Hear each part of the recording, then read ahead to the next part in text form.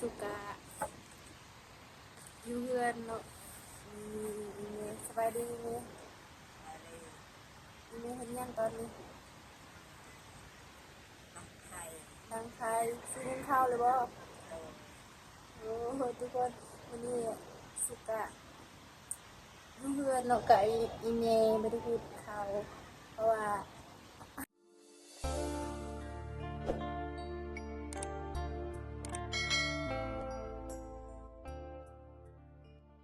คนก็มีเฮือนใหญ่เนาะบางคนก็มีเฮือนน้อยก็คือสุกเลยตอนนี้นะโอ้ยคือจะลำบากแห้งเนาะถ้าฝนตกนะก็อยู่บ่ได้ทุกคนสบายดีทุกคนมื้อนี้สุกะอยู่เฮือนเนาะบ่มีอิหยังนี่ก็อยู่กับอีเมสุกเนาะอีเมสบายดีอีเมเห็นยังตอนนี้นางไทยซื้อเงินข้าวเลยบ่โอ้ทุกคนวันนี้สุกะอยู่เฮือนเนาะกับอีเมไม่ได้พูดข่าวเพราะว่าเพิ่นมาหาสุกก็เลยสุกะอยู่เฮือนตอนนี้เขาก็กลับอยู่แล้วกับแย่อยู่บ้านนาลองเนาะตอนนี้แม่ก็อยู่นำเนาะอีแม่ก็เห็นลูกสาวอยู่คนเดียวก็เลยว่ามาอยู่นำกันเลยทุกคนสุกะมาพาให้ทุกคนเราเบิ่งสุกนำกันเลยสุกะไปอาบน้ำเพราะว่าตอนแรกเนาะประมาณ4 โมงเนาะประมาณ4 โมงสุกะสิอาบน้ำเลยทุกคนหลายคนก็สิอาบน้ำเนาะมีกะสุกะอยู่เฮือนกับอีเมกะเห็นอีเมอยู่คนเดียวก็เลยมาอยู่นำเนาะตอนนี้กะเอื้อยกะกับอายกะไปกินข้าวแล้วเด้อห้องสุกนอนเด้อดีใครยังว่าฮู้นะสุกาสิบข้าวให้เบิ่งเด้อทุกคนผมกับบ่มีเด้อทุกคน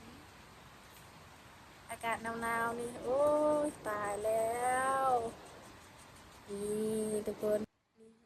ส่วนห้องนอนสุกเด้อนอนค่อยเองนอนเนาะโอ้ทุกคนบ่มีอิหยังเนาะผมกับบ่มีใดมีแต่ซ้ำนี้โอ้ตอนนี้สุกะมาอยู่ห้องที่สุกนอนแล้วเด้อมีหลายคนว่าเป็นย่างสุกคือบ่ได้เอาผัวเนาะบางคนก็บ่ฮู้เนาะว่าเป็นยังคือบ่เอาผัวเอาให้กะสิบ่มักผัวเนาะแต่เขาเห็นตัวเองกะมันถึงยังนักเบิ่งแต่พ่อแม่โอ้ยเขาบ่มักบ่มีไผสิมักเนาะบ่มีไผสิมามักสุกดอกเพราะว่าไผจะดีกะมาตามสุกเด้อตาม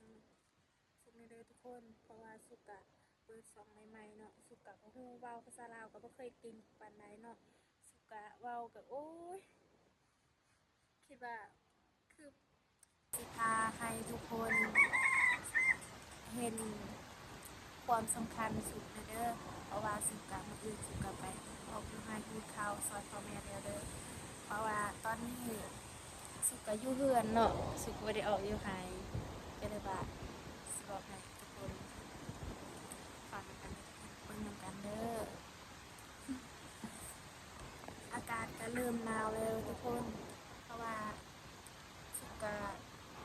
บ่มีเสียนุ่งก็บ่มีเนาะเพราะว่าสุกะบ่มีเงินน่ะหาเงินก็บ่เก่งเนาะทุกคนให้คนกำลังใจสุกแน่เพราะว่าเบิ่งเงินสุกน่ะโอ้มันก็สิเปียกไปหมดแล้วทุกคนถ้าฝนตกมันก็เปียกไปหมดเลยได้อยู่บ่คนสุกกันยังโซเด้อตอนนี้เด้อทุกคนพักตามสุกเด้อได้คุณแซ่สุกเด้อติดตามสุกสองคนเด้อสุกะอาก็เปิดซองใหม่ๆเนาะกำลังใส่ให้สุกแน่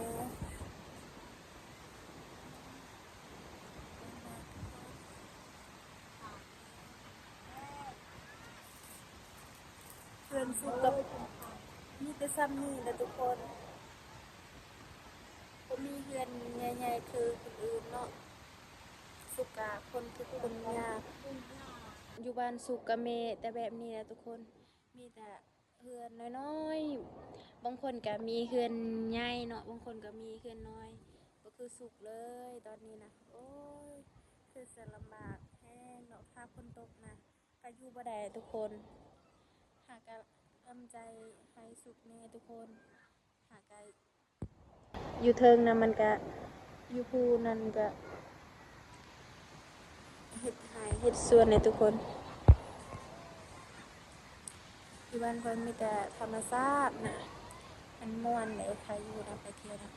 ถ้าไผบ่ฮู้นะก็ติดตามสุกมาเด้อเราติดต่อสุกเลยเดี๋ยวสุกกะสิพาให้ทุกคนไปเบิ่งแถวบ้านน้องเนาะเพราะว่าน้องก็ทุกคนยากเนาะ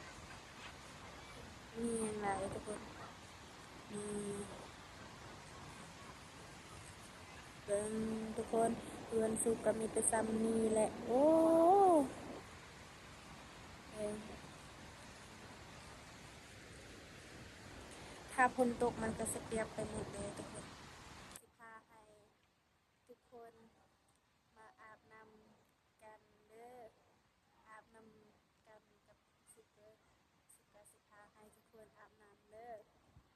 ตอนนี้สุกก็บ่ทันสิอาบน้ำเนาะถ้าสุกไปอาบน้ำสุกก็สิอาบให้ทุกคนเลยว่าขอให้เป็นแนวสุกคือบ่ได้ไปเฮ็ดเวียก กาสุกก็อยากไปอยู่แต่สุกก็บ่มีเงินสิไปเนาะคนอื่นก็มีเงินก็ไปแต่ข่อยเบิ่งแต่เบิ่งแต่ครอบครัวสุกมันถูกข์มันยากโอ้สุดท้ายมันไปมันยากเลยทุกคนเพราะว่าเราบ่มีเงินสิไปนะหาก็ครอบครัวน้องก็บ่สำบายหลายคนขนาดน้องเองขนาดสุกเองก็บ่สำบายเลยหาก็ตอนนี้สุกก็สบายดีแล้วทุกคนมีสุกก็